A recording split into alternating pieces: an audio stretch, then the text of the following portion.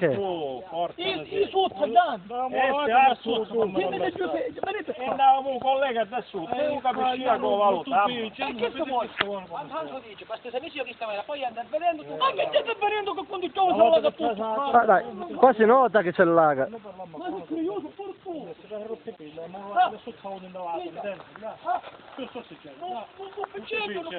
Non lavoro. Non il tuo problema.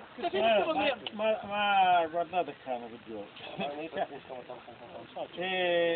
senta a me, se chiede mentre un tubo dentro, prima di tutto ti devo mettere un pozzetto, perché sennò la prima foglia che arriva tu un buco tu, prima. Seguimi a me, perché da 40 anni di ingegneria su questo in primo luogo, in secondo luogo andai in una pendenza, fammi guardare. Terzo, tu non da allacciare da sotto, più sotto la porta, perché sennò non hai la pendenza adeguata. È una cosa definitiva. Quarto, state tranquillo, che dopo una settimana che ci ho io e io terriccio, se senza Caterina non te lo posso Un secondo. No, tu già me. E come pulito? Un puccetto. Allora cominciamo a fare un puccetto.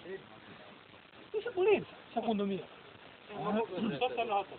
Schizzo, se tu vai e vedi, già si sta cinque. O se è un bello tubo, scusatemi, non è un bello tubo come si leva, non buona mai perché si leva e andava a prendere. Ma sto materiale caro. Il problema non è questo materiale, perché non bene nulla. Quando piove, Non bene. faringe si deve caire. Non bene che intra, ti dico io, sono venuto, quando ci fu l'alluvione ci fece pure i fotografie.